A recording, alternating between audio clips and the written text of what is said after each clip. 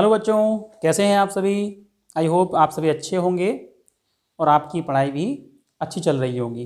दोस्तों, आज शुरू करने वाले हैं हम फिजिकल केमिस्ट्री और उसमें भी चैप्टर होगा हमारा शुरू केमिकल काइनेटिक्स। तो शुरू करते हैं एमिकेम सीरीज का आज का नया वीडियो।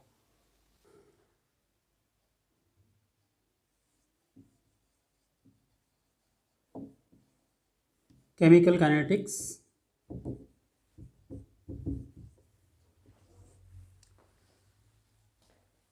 केमिकल काइनेटिक्स जो टॉपिक है इसका ओरिजिन हुआ है काइनेसिस वर्ड से। क्या होता है काइनेसिस? काइनेसिस एक ग्रीक वर्ड है जिसका मीन होता है मूवमेंट। मतलब क्या हुआ? केमिकल, जहां पर बात आती है केमिकल की, मतलब क्या है उसका कि कोई भी रिएक्शन जिसको हम मीजर कर सकें, यानी जिसके हम मूवमेंट को मीजर कर सकें।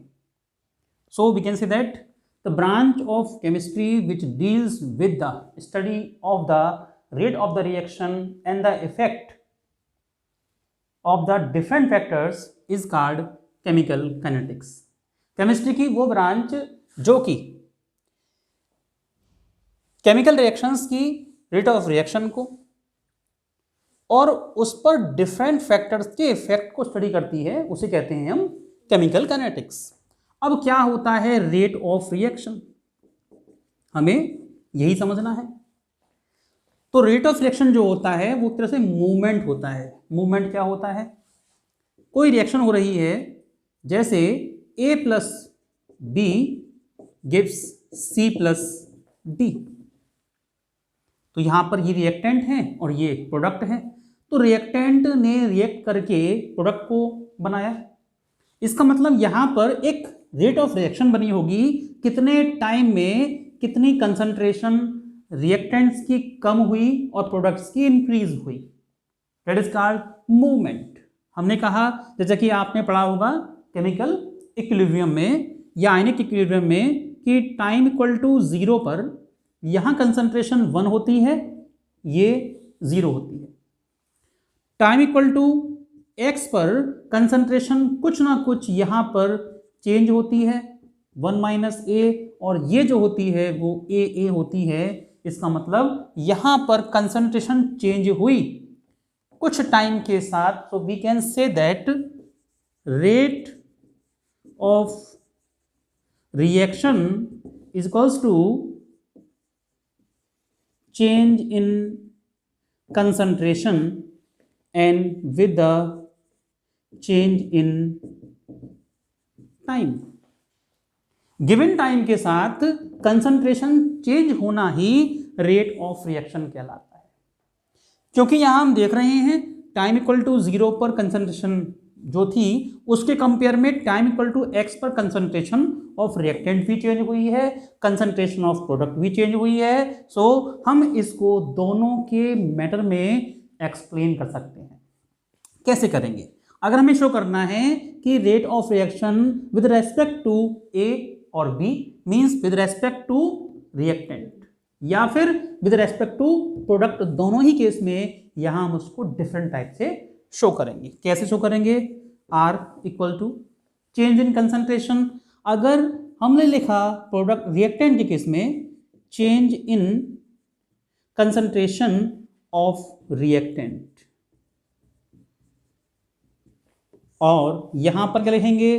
Delta T means time change के साथ जो हो रहा है वो।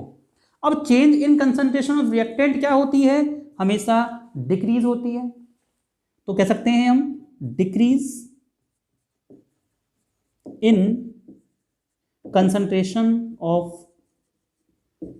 reactants with the time change, with the time interval। और हमें अगर लिखना है किसके पॉइंट ऑफ व्यू से? With respect to the A, so R equal to minus concentration A delta यानी कि डिफरेंस एंड डी टी, या कह सकते हैं माइनस डेल्टा कंसंट्रेशन, केवल A बोल सकते हैं इसको हम, एंड डी डेल्टा टी। मतलब क्या हुआ, ये है यानी कि डिक्रीज इन या फिर कंसंट्रेशन में जो चेंज आएगा हम उसके डिफरेंस को यहाँ लिखेंगे और यहाँ पर चेंज इन टाइम को शो करेंगे। फिर क्या हो जाएगा, माइनस साइन जो आंसर आएगा उसमें हम माइनस लगाएंगे। इसका मतलब ये नहीं है कि वो माइनस आंसर माइनस में शो कर रहा है, वो शो करेगा कि डिक्रीज इन कंसंट्रेशन है। क्या है ये, डिक्रीज इन कंसंट्रेशन। ऐसे ही अगर हम सेम शो करें with respect to B, so rate of reaction with respect to B is equal to क्या आएगा, minus delta B concentration on delta T. Now with respect to C क्या आएगा, delta C and delta T. क्यों यहां पर plus क्यों आया, क्योंकि यहां पर concentration of react product increase हो रही है। केवल माइनस साइन का मतलब ये है, change in concentration means decrease, change in concentration means increase. Plus का मतलब इंक्रीज और माइनस का मतलब डिक्रीज, यहां पर और कोई चेंज नहीं हो रहा है। Same with respect to D, delta D and delta T. Suppose यहीं पर हम रिएक्शन को थोड़ा चेंज करें और लिख दें रिएक्शन को कुछ इस मैनर में, with the mole number of moles that is called A, small A and A, small B and B. बस ध्यान रखेंगे कि रिएक्शन कैसे आएगी, रिवर्सिबल मैनर में हो सकती है ये, और C C and D D. अब कैसे लिखेंगे इसको, अगर हमें लिखना है rate of reaction with respect to A, हमें निकालना है अगर ए का, तो क्या आएगा, हम कंसंट्रेशन तो नहीं लिखेंगे, क्या लिखेंगे, विद रेस्पेक्ट टू ए। तो क्या आएगा, यहां पर हमें करना होगा 1/a delta A concentration and delta T, और साथ में रिएक्टेंट है तो लगाएंगे माइनस। ये 1/a क्यों करेंगे, जो भी नंबर ऑफ मोल्स आएंगे क्योंकि डिफरेंट होंगे इसलिए हमें इसको 1/a में लाना है with respect to 1 mole of every substance, चाहे वो रिएक्टेंट हो या प्रोडक्ट हो, सभी के रेस्पेक्ट में हमें केवल 1/, में ही लाना है। ऐसा करने से 1 मोल के लिए वो यूनिट हमारी आ जाएगी, यानी कि कोई भी हमारा जो आंसर आएगा वो 1 यूनिट के लिए, 1 मोल के लिए आएगा या 1 मॉलिक्यूल के लिए आएगा, ना कि उसके डिफरेंट नंबर ऑफ मॉलिक्यूल के लिए। ऐसे ही हम करेंगे बी के लिए, तो क्या आएगा, -1/b delta B and delta T. करेंगे विद रिस्पेक्ट टू सी, तो क्या कहेंगे यहां पर हम 1/c delta C and delta T and 1/d delta D and delta T. बस ध्यान रखेंगे जो अल्फाबेट लिखना है रिएक्टेंट या प्रोडक्ट का वो लिखेंगे हम स्क्वायर ब्रैकेट में। स्क्वायर ब्रैकेट शो करता है कि यहां पर ये कंसंट्रेशन है, सॉल्यूशन है यहां पर, तो हम इसको लिक्विड फॉर्म में शो करेंगे स्क्वायर ब्रैकेट से। इसी टाइप से एग्जाम्पल लेते हैं हम रिएक्शन का, जैसे कि Haber's process of ammonia N2 3H2 and 2NH3। कैसे शो करेंगे इसको हम, इस रेस्पेक्ट में। So rate of reaction equals to, क्या करना है हमें रिएक्टेंट और प्रोडक्ट के रेस्पेक्ट में शो करना है रेट ऑफ रिएक्शन को। तो कैसे करेंगे, सबसे पहले हमें शो किया गया है N2, तो यहाँ पर नंबर ऑफ मोल्स कोई से नहीं है, सिंपल है यहाँ पर नंबर ऑफ मोल्स, तो लिखेंगे minus delta concentration of N2 with the time interval T, delta T। Second, अब क्या है H2, सो H2 के रेस्पेक्ट में क्या आ जाएगा, -1/3, जो नंबर ऑफ मोल्स होंगे वो रेशो में लाएंगे, फ्रैक्शन में लाएंगे 1/ करके, तो 1/3 हो गया, और साथ में क्या आएगा, concentration of H2 change and delta T। अब क्या करना है हमें, प्रोडक्ट रिएक्टेंट के केस में क्या शो किया हमने, माइनस साइन शो किया because of decrease in concentration with the time. अब क्या है, अमोनिया, कोई चेंज नहीं आएगा, माइनस को शो करेंगे यहाँ शो करेंगे प्लस, और साथ में क्या आएगा 1/2, और यहाँ क्या आएगा delta MH3 with the time interval t। इस टाइप से हमें कोई भी जब इक्वेशन दी जाएगी तो हम उसको यहाँ पर एग्जाम्पल की फॉर्म में यहाँ इस टाइप से शो करेंगे, उसके बाद इसका जो न्यूमेरिकल के अकॉर्डिंग कंसंट्रेशन गिवन होगी हम उसको फाइंड आउट इजीली कर सकते हैं।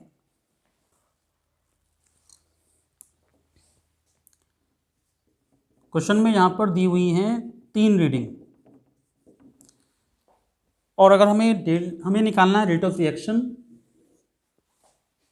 कब निकालना है, during different interval of time. तो एक तो निकलेगा रेट ऑफ रिएक्शन यहाँ से, सेकंड निकलेगा यहाँ से, ये होगा हमारा R1, ये होगा R2। कैसे निकालेंगे R1 के लिए, लेकिन R1 और R2 के लिए भी हम कह सकते हैं, यहाँ पर हम R1 R2 ना लिखकर लिखेंगे यहाँ पर टाइम इंटरवल के लिए रेट स्मॉल कर लेते हैं R1 एंड R2, क्योंकि R उधर हो जाएगा, तो R1 हमारा हो जाएगा किसके लिए R2 minus R1 change with the time interval. यहाँ पर भी क्या आ जाएगा T2 माइनस T1।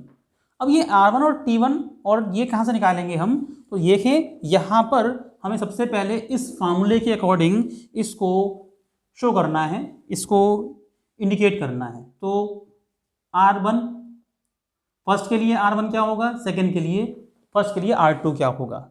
यहाँ पर जो पहली वाली रीडिंग है वो R1 होगी। ऐसे ही हमें काउंट करना है T1 और T2 फर्स्ट रीडिंग के लिए, ये फर्स्ट टाइम इंटरवल के लिए है, तो फर्स्ट टाइम इंटरवल के लिए R1 होगा 160 10 टू द पावर -3 और R2 होगा इसके लिए 80 10 to the power -3। Time interval क्या होगा, T1 क्या है 0, T2 क्या है 5। अब यहां पुट कर देंगे तो R1 इक्वल टू, क्योंकि with respect to reactant count कर रहे हैं हम इसमें, तो यहां पर माइनस साइन ऑटोमेटिक आ जाएगा।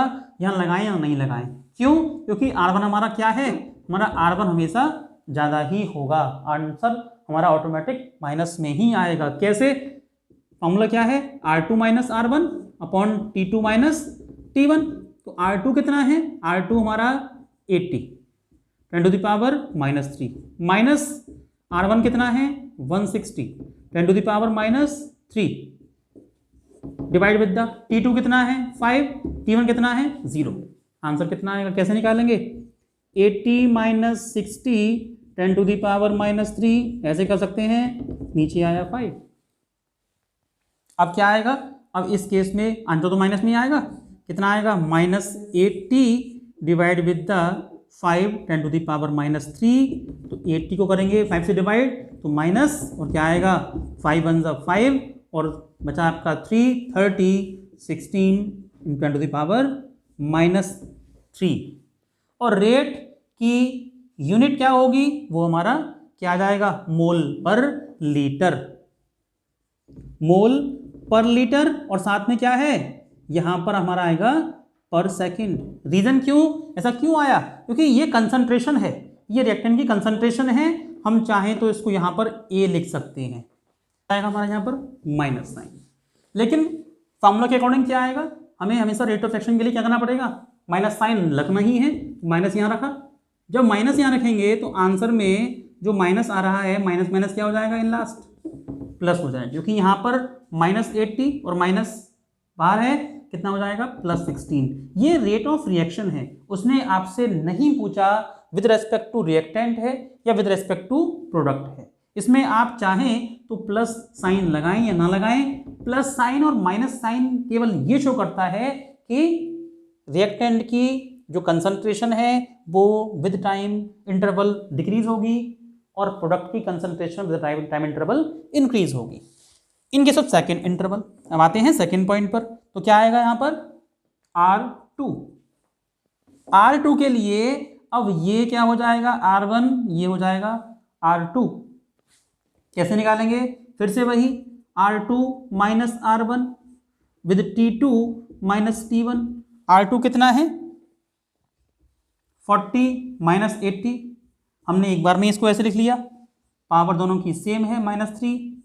अब चेंज कितना है टाइम में, 10 - 5 कितना आएगा, माइनस माइनस प्लस हो गया यहाँ पर 40 10⁻³ विद द अगेन 5, तो कितना आ जाएगा हमारा 8 8 5 ज़ा 40 और -3 और साथ में क्या आएगा मोल पर लीटर एंड पर सेकेंड।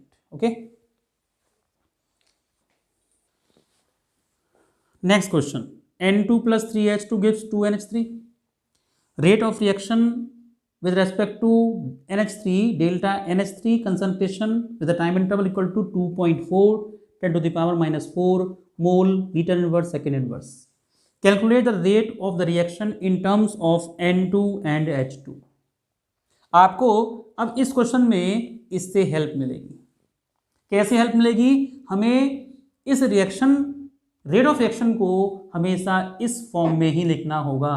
कोई भी रिएक्शन दी हो, चाहे वो अमोनिया की प्रिपरेशन हो या फिर NO2 की प्रिपरेशन हो, PCl5 का डिकम्पोजिशन हो, HI का फॉर्मेशन हो या HI का डिकम्पोजिशन हो, हर केस में हमें नंबर ऑफ मोल्स को रेशियो में ही लिखना है।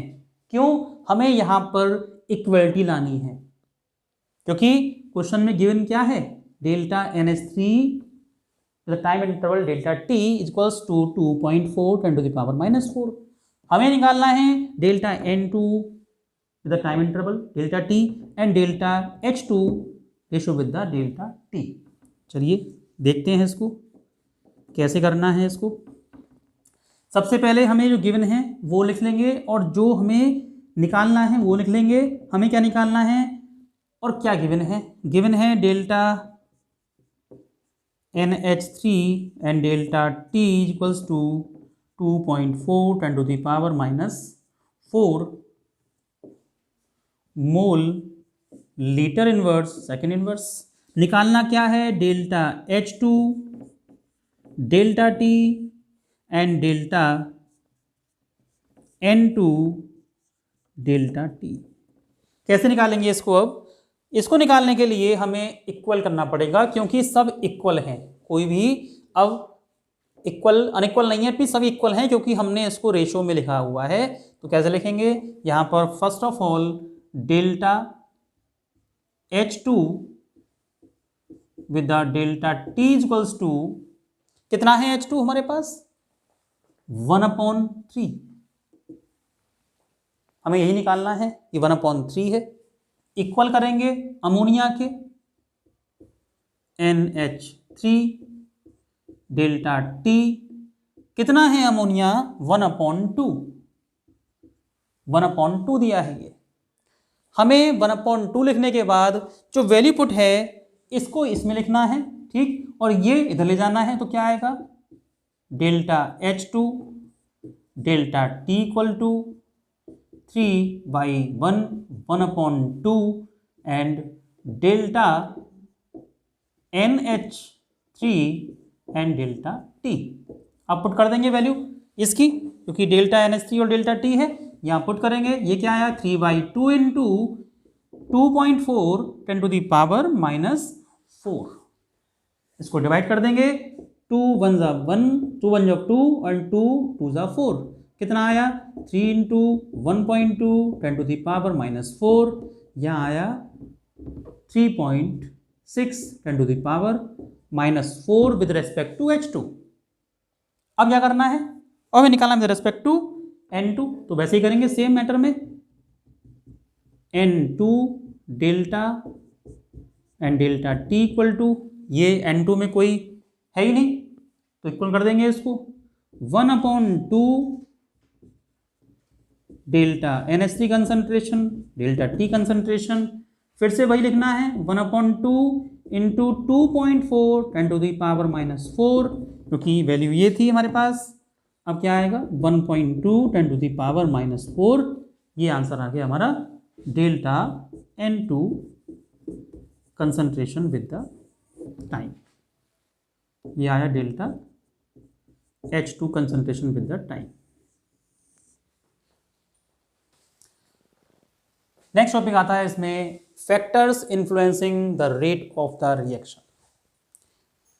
मतलब हमने अभी मेरी डेफिनेशन आपको तो डेफिनेशन में क्या बताया था कि केमिकल काइनेटिक्स क्या होती है, ऐसी केमिस्ट्री की ब्रांच जिसमें कि हम किसी केमिकल रिएक्शन का रेट ऑफ रिएक्शन या फिर उसके फैक्टर्स जो कि उसके रेट ऑफ रिएक्शन पर इफेक्ट डालते हैं, इन्फ्लुएंस करते हैं उसको, उसे हम केमिकल काइनेटिक्स कहते हैं। तो डेफिनेशन के अकॉर्डिंग पढ़ रहे हैं अभी हम। तो यहाँ पर कुछ फैक्टर्स हैं ये, जैसे फर्स्ट है concentration of reactant species, second है nature of reactant and product, third temperature, fourth surface area, fifth presence of catalyst and sixth exposure to sunlight. ये 6 पॉइंट हैं जो कि रेट ऑफ रिएक्शन को इफेक्ट करते हैं। जैसे फर्स्ट है रिएक्टेंट कंसंट्रेशन, मतलब ये रहा कि कोई भी रिएक्शन हो रही है A plus B gives C plus D, हम चाहे यहाँ पर रिवर्सिबल लिखें, यहाँ पर एरो लिख दें, कोई इसमें प्रॉब्लम की बात नहीं है। A plus B gives C and D। अब क्या हो रहा है, A plus B C and D दे रहा है, तो यहाँ पर सपोज कीजिए हमने इसकी अमाउंट 100 ग्राम ली, सपोज कीजिए दोनों की अमाउंट क्या की, बल्कि हम कह सकते हैं कि कंसंट्रेशन ऑफ A है जो कि हमने 100 ग्राम ली। क्या हो रहा है, इससे बन रहा है C और D। जैसे ही 100 ग्राम आफ्टर टाइम T या X क्या हुआ, चेंज कम होगा, 50 ग्राम हो गया, तो ये क्या हो जाएंगे 25 ग्राम। यहां पर क्या आ गया, अगर इनका टोटल करें तो ये भी क्या बैठे 50 ग्राम। अगर रिएक्शन कैसी है, हम कैसे रिएक्शन पढ़ रहे हैं, रिएक्शन रिवर्सिबल पढ़ रहे हैं, इसका मतलब क्या होगा, जब कंसंट्रेशन दोनों की बराबर हो गई, इसका मतलब वो क्या आ गया, इक्विलिब्रियम पर आ गया। और ऐसे केस में क्या है, जब कोई रिएक्शन इक्विलिब्रियम में आती है तो वो स्टॉप हो जाएगी। एक टाइम ऐसा भी आएगा जब कंसंट्रेशन ऑफ प्रोडक्ट अगर मान लीजिए इंक्रीज हुई, सपोज कीजिए अगर रिवर्स रिएक्शन नहीं है तो ऐसा भी तो पॉसिबल है 25 ग्राम एंड 75 ग्राम। अब क्या होगा, अब यही जो प्रोडक्ट है वो बन जाएगा रिएक्टेंट और रिएक्शन रिवर्स हो जाएगी। हमें डिपेंड यही करता है कि जितनी कंसंट्रेशन रिएक्टेंट की होगी उतनी ही रिएक्शन फास्ट होगी। मतलब यही है, हम इसको अगर ना ही प्रेफर करें तो कैसे आएगा, जैसे ही कंसंट्रेशन 50% हुई फौरन रिएक्शन स्टॉप हो जाएगी। इसलिए हमें कंसंट्रेशन ऑफ रिएक्टेंट हमेशा इंक्रीज करते रहना है टाइम टू टाइम, तभी जाकर रिएक्शन कंटिन्यू होगी। तो फर्स्ट फैक्टर क्लियर हो गया। Second factor nature of reactant and product,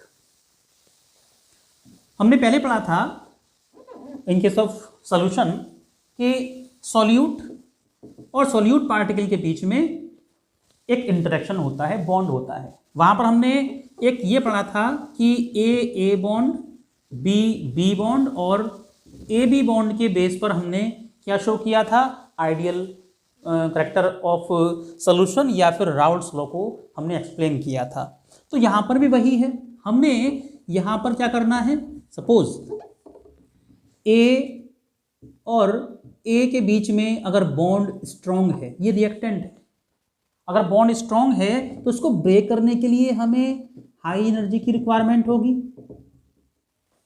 और एनर्जी ज़्यादा चाहिए होगी, रिएक्शन देरी से होगी, तो क्या होगा, रेट ऑफ रिएक्शन क्या हो जाएगा, स्लो हो जाएगा।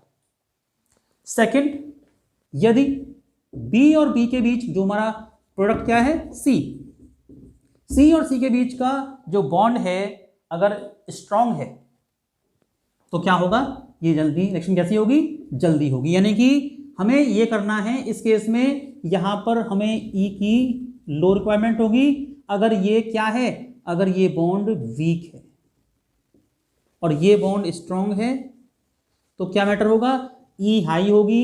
इस केस में वीक है तो यहां पर भी ई हाई हो जाएगी। ए बॉन्ड अगर स्ट्रॉन्ग है तो इस केस में क्या हुआ, ब्रेक करने के लिए हमें एनर्जी की रिक्वायरमेंट ज़्यादा होगी। अगर सी और सी की बॉन्ड वीक है तो बहुत देरी से बनेगी। हमें क्या चाहिए कि बॉन्ड जल्दी ब्रेक हो और यहां पर जल्दी बने। तो क्या होना चाहिए, इसका उल्टा होना चाहिए।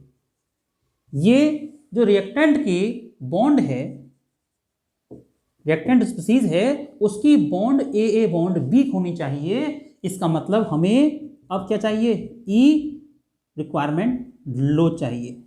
ऐसे ही अगर प्रोडक्ट के बीच की बॉन्ड हाई है, अगर ये स्ट्रॉन्ग बॉन्ड है, कैसा है, स्ट्रॉन्ग बॉन्ड है, तो क्या हो जाएगा, हमें इस ई से कोई मतलब नहीं रहेगा, बहुत तेजी से बन जाएगा। स्ट्रॉन्ग बॉन्ड होनी चाहिए, बॉन्ड कैसी होनी चाहिए, रिएक्टेंट की वीक और प्रोडक्ट की बॉन्ड स्ट्रॉन्ग होनी चाहिए, क्योंकि जैसे ही रिएक्टेंट की बॉन्ड ब्रेक हुई इजीली, क्या होगा, प्रोडक्ट अपने आप में बहुत तेजी से बन जाएंगे और हमें इसको जो प्रोडक्ट यानी कि रिएक्शन है वो बहुत तेजी से हो जाएगी। तो नेचर ऑफ रिएक्टेंट में क्या आएगा, रिएक्टेंट के बीच की बॉन्ड वीक होनी चाहिए और प्रोडक्ट के बॉन्ड की बीच की बॉन्ड स्ट्रांग होनी चाहिए। Next, temperature. अगर हम रेट ऑफ रिएक्शन को देखें तो जस्ट डायरेक्टली प्रोपोर्शनल है ये एब्सोल्यूट टेम्परेचर या टेम्परेचर के। हमने टेम्परेचर इंक्रीज किया सपोज 10 डिग्री, तो रिएक्शन जस्ट डबल होनी है, पर 10 डिग्री सेल्सियस पर रिएक्शन डबल हो जानी है। तो we can say that rate of reaction just directly proportional to the temperature. क्यों, जब टेम्परेचर बढ़ेगा भाई तो ए और ए के बीच की बॉन्ड ब्रेक जल्दी हो जाएगी, जल्दी ब्रेक होगी तो प्रोडक्ट जल्दी बनेगा, इट मीन्स क्या होगा, रिएक्शन रेट डबल हो जाएगा। Next, surface area. क्या बताने की जरूरत होगी इसको, सरफेस एरिया हमेशा ज़्यादा होना चाहिए। रेट ऑफ रिएक्शन के लिए हम कह सकते हैं जस्ट डायरेक्टली प्रोपोर्शनल होगा, surface area high, rate of reaction high. Presence of catalyst. क्या कोई कैटलिस्ट किसी रेट ऑफ रिएक्शन को इंक्रीज कर सकता है, कर सकता है। रेट ऑफ रिएक्शन को इंक्रीज करेगा लेकिन इक्विलिब्रियम मेंटेन नहीं करेगा। इक्विलिब्रियम जहां आना है वो वहीं आएगा लेकिन जल्दी आएगा। कहने का मतलब अगर ए और बी के बीच की दूरी अगर 100 मीटर है तो इक्विलिब्रियम 50 पर ही आएगा। आप कहें कि इक्विलिब्रियम 25 पर आ जाए, वो पॉसिबल नहीं है, लेकिन टाइम कम हो जाएगा। दो टॉपिक हैं आप समझने के कि इक्विलिब्रियम क्या होता है। Equilibrium is the state where the concentration of reactant and the product becomes equal. वह पोजीशन, किसी भी रिएक्शन की वह पोजीशन जहां पर किसी रिएक्टेंट की कंसंट्रेशन प्रोडक्ट की कंसंट्रेशन के बराबर हो जाए, उसे बोलते हैं हम इक्विलिब्रियम। तो अब आप कहें कैटलिस्ट डालने पर ये इक्विलिब्रियम पहले हो जाएगा, भाई वो क्या रहा इक्विलिब्रियम, उसने क्या कर दी, डेफिनेशन को चेंज कर दिया। समझने का मैटर ये है कि सपोज कि ये रिएक्शन जो पहुंच रही है मिडिल पर, ये पहुंच रही है 5 मिनट में, तो कैटलिस्ट डालने के बाद ये रिएक्शन हो जाएगी, हो सकता है 1 मिनट में हो जाए या फिर इमीडिएटली हो जाए।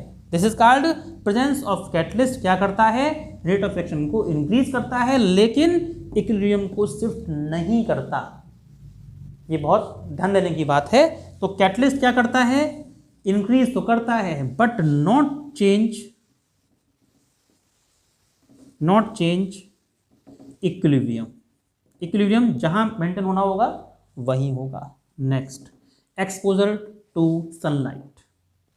ऐसी रिएक्शन, मान लीजिए कोई भी रिएक्शन हम केमिकल रिएक्शन कराते हैं, अगर हम टेम्परेचर बढ़ा रहे हैं तो उसकी जगह पर अगर हम इसको सनलाइट देते हैं जिसकी फोटॉन्स, जिसकी एनर्जी क्या है, एच न्यू, तो ध्यान रखिएगा वो रिएक्शन सनलाइट की प्रेजेंस में हमेशा इंक्रीज ही होनी है। कोई भी रिएक्शन टेम्परेचर के कंपेयर में सनलाइट में तेजी से होगी, इसका मतलब यहाँ पर ये इसको इंक्रीज करेगा। तो हम देखें यहाँ पर कौन कौन से पॉइंट आए। कंसंट्रेशन ऑफ रिएक्टेंट क्या होनी चाहिए, इंक्रीज होनी चाहिए, तो रेट ऑफ रिएक्शन हमेशा इंक्रीज होता है। Nature of reactant and product में हमेशा क्या हो, ये थोड़ा सा उल्टा है, रिएक्टेंट के बीच का बॉन्ड वीक होना चाहिए, प्रोडक्ट के बीच का बॉन्ड स्ट्रांग होना चाहिए, इसका मतलब रेट ऑफ रिएक्शन हाई होगा। नेक्स्ट, टेम्परेचर इंक्रीज करने पर रेट ऑफ रिएक्शन इंक्रीज होता है क्योंकि ये इसके डायरेक्टली प्रोपोर्शनल है, और साथ में 10 डिग्री सेल्सियस इंक्रीज करने पर rate of reaction just double हो जाता है।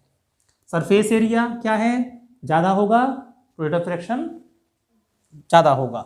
Presence of catalyst rate of reaction को इंक्रीज करता है लेकिन इक्विलिब्रियम को चेंज नहीं करता है। इक्विलिब्रियम पॉइंट जहां आना होता है वो वहीं आएगा। एक्सपोनेंशियल सनलाइट, हमेशा सनलाइट की प्रेजेंस में रेट ऑफ रिएक्शन इंक्रीज ही होता है। ओके दोस्तों, आज के वीडियो में हम इतना ही पढ़ेंगे। नेक्स्ट वीडियो में करते हैं हम केमिकल काइनेटिक्स के रिमेनिंग पार्ट को। दोस्तों, यदि आपको ये वीडियो अच्छा लगा हो प्लीज़ लाइक कीजिए, कमेंट कीजिए और शेयर कीजिए अपने दोस्तों के बीच। और उससे पहले सब्सक्राइब कीजिए। यदि आपने इस चैनल को सब्सक्राइब नहीं किया है तो प्लीज़ सब्सक्राइब कीजिए। सब्सक्राइब करने के लिए आपको नीचे दिए गए रेड सब्सक्राइब बटन को प्रेस करना है। रेड बटन यदि ब्लैक हो जाए इसका मतलब आपने चैनल सब्सक्राइब कर दिया है। ओके फ्रेंड्स, आज के लिए इतना ही। फिर मिलते हैं एमईकेम सीरीज के नई वीडियो में। वीडियो देखने के लिए बहुत बहुत धन्यवाद।